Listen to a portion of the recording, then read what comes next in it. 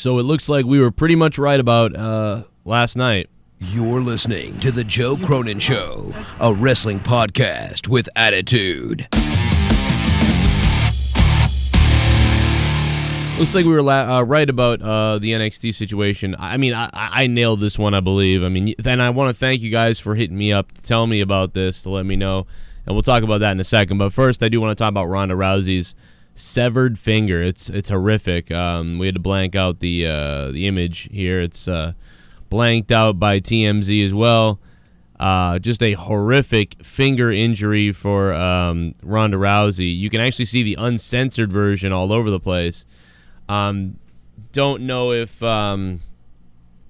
this puts any kind of hold on her returning. I mean, her fingers were damn near severed off in the most horrific way possible. She was slamming a door on the set of this new 911 show or whatever. Basically like a Rescue Me firefighter / something else show that she's filming. I don't know. I've kind of heard about it, but not really. And she went to have an intense scene and slam the door, and as Ronda, we've seen her on Raw do this, she gets overly intense and amped up, which is awesome. It comes across that way. She got all fired up and smashed the door across her fingers and almost severed her fingers off, and a horrific injury, man. That's like one of my worst nightmare type of injuries. Oh my God, do I not want that ever to happen to me? I closed the car door on my thumb once, and that was bad enough. But anyway, looks like we nailed it. I talked about it. I literally mentioned this the other day on the Raw review. Thanks to hundreds of you guys emailed me to tell me about this morning. You couldn't wait to tell me. Look, they did it, Joe.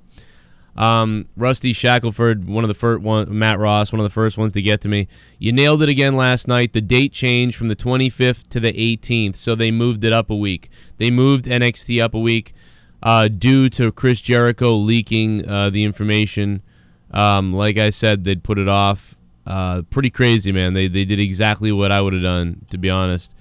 Will Jr. also. Will was one of the first people to hit me up on Twitter. Said it last night, and it's exactly what WWE did. Moved the date up 1 week and announced it like nothing ever happened. That's hilarious. So they are announcing it on social media now with that week added. And I'd expect it to also start being advertised now on Monday Night Raw or whatever. But they wanted to get their own press on it to separate their press from the press that may have been out already. And then they, of course, wanted to move it up. So I totally get that. It just felt academic that they would do this. And here are our comments from last night. By the way, so many of you guys have been hitting me up about getting the audio back on Patreon. A lot of you guys say, I can't listen to YouTube in the background at work. I can't go online. I don't have internet, or my phone eats up too much internet, blah, blah, blah, which I get because I would always be at my job at work and I would run out of bandwidth, or, you know what I mean, it would eat up my phone's data if I couldn't charge the phone. So I have gone to experiment, and I will bring it back at the $5 tier on Patreon for right now. Audio is available of last night's Raw review, and pretty soon I believe I'm going to be able to convert every single thing I do on YouTube onto Patreon. Anything that's over like 10 minutes onto Patreon in audio form, so you can download it to your phone, save your data plan, and all those other types of things. And I may bring it to the $2 tier. I'm not sure yet. I did put a poll up, so please vote on that if you're serious. But yeah, here's a little bit of what we said last night. And the audio quality is really low because I rendered it way too low by accident. But for those of you who missed 1998, here's what we used to sound like when we streamed radio. She was great. Sasha, man. You could smell the beauty from here, man. I don't know. That's really creepy. I don't know why we're being creepy like this. A lot of the big worries now, too, is that, as Jericho spoiled their announcement tonight, Vince, that must have enraged Vince to hear, hey, Jericho's on satellite radio revealing your secret for tonight. Well, I bet you Vince was probably happy. I bet you Vince probably thought, well, he just gave us all that promotion. Maybe because they said that they were agitated from the several reports, and that's why they didn't continue to unveil the news tonight. I mean, everything's, maybe they look at it kind as of hard to believe. Because if they unveil it tonight, it makes the news everywhere. So I would look at it like this: Jericho just said it. Now it's making the news everywhere. So now we're gonna delay the announcement till next week or the week after or whatever, so that now it's like a re-announcement. So now it makes news because you said it first, but it also already made news because it came out the week before from Jericho. So you get smart. You get double the advertisement. That's how I look at this. I would look at it like, cool. He just gave us that headline. All right, cool. He spoiled it, but whatever. He gave us the headline. All right, pull it. We're not going to announce it now that he spoiled it. Fuck that. I'd wait 2 weeks, re-announce it, and now everybody knows. Or you call in the USA and you try to get the week before that week. Hey, can we get the week before that week? I don't want Jericho to be right. And then we'll re-announce it. But no, those are all the things that ran through my head. They can easily say, we're incensed and enraged and let that cat out of the bag, per se, just to go along with it. Yeah. Because they don't want to say they're happy I'm a petty fuck, man. Getting spoiled. I'm a pretty petty fuck. I know the deal, man. I know. I would play this game like fucking... That is ingenious. That's a great thought. Yeah. And I mean, but WWE's not having a great go of it right now, so that is, somewhat of a smart idea to try and generate more buzz. Let the competition do your dirty work, because tonight the hard camera side was all but fully taped off.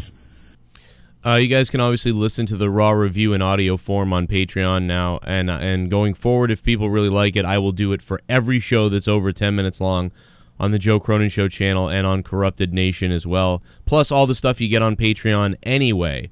If you're on Patreon on your phone, there's a little button over here somewhere that you'll see to download audio to your phone.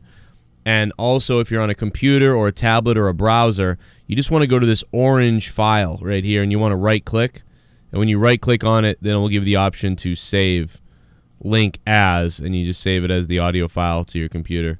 So you can download the audio, not have to play it from the app, although it is playable from the app, and that's great. But if you want to save data plans, stuff like that, do it that way. So there's a way for... we obviously need as much support as possible to keep the channel going, and you guys obviously want the most convenient stuff.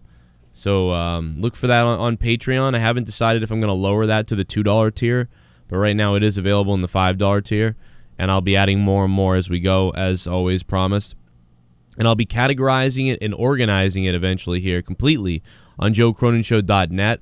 So you can go to my website and search any dates, and it should all pop up for you with links and whatever else. That's a huge process. That is a huge process. Probably could use about 10 people working on that with me, and that would probably take us 30 days. I'm a one guy doing it, so, it's going to be an ongoing thing that, probably won't be finished with for about a year and a half, but it will eventually be caught up on. Thank you for listening. I'm Joe Cronin. You leave a comment down below with wrestling questions, ideas, comments, other stories you want me to talk about, and I will make another video before SmackDown tonight responding to your questions, comments, or whatever it is.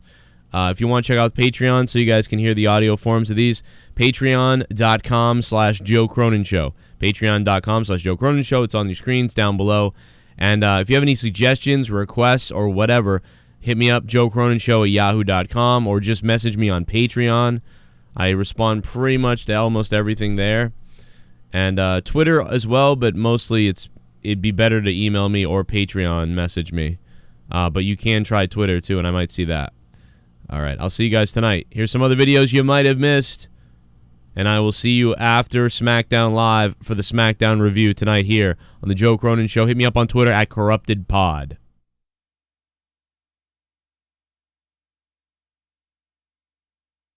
Or tarped off, excuse me. They had the whole tarps put back up, and you could see it. The top two sections gone for. Lay the tops! That's all I could think of. And all but three sections of the small sections in the bottom were tarped off, and turnouts are low yet again. And, right. And now we're also hearing that Vince is going to have more control or take over NXT. I mean, again, this is another grain of salt thing, but. That's been said a lot, too, because it's going to be going and moving to the USA Network. It'll be live. They already said that, when this happens, Vince will have more control. And I even, jokingly retweeted a picture of Brock holding the NXT Championship. It's like, but we'll see what happens. I can see it. Well, because here's the thing. Now McIntyre is squashing Adam Cole in a minute 30 seconds. We'll know. But. Well, it's personal now. That's the dangerous thing with Vince. It appears to be a very personal thing with Vince. So... The danger here is Vince is using NXT as the fodder. He's like, you're not at WWE Raw's level or SmackDown's level or any of our levels. Go get him, NXT. You know, it's just like I said, like a boss fight. You know, the boss at the end of the 80s movie, he's on the top of the stage with the gun, surrounded by all the minion guys. And when the good guys come in to like arrest them for the cocaine shipments or whatever the fuck, the boss doesn't come down and go, "I got this" with a gun. He goes, you know, go get him, guys. And until the good guys take out those foot soldiers to get to the boss. I mean, that's how this is being looked at by Vince. He's like, we're not going to put them on Raw's level. We're not going to put them on SmackDown's level. We're going to send NXT after them.